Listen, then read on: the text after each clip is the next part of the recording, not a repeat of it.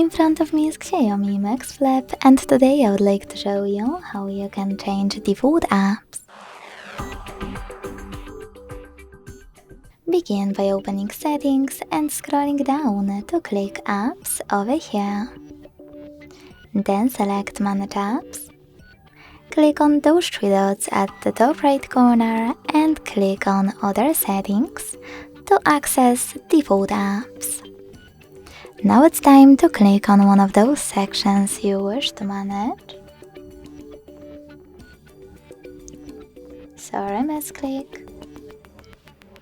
And click on an app that you wish to apply. When you're finished, go back. Thanks so much for watching. If you enjoyed this video, don't forget to leave a like, comment and subscribe. Bye!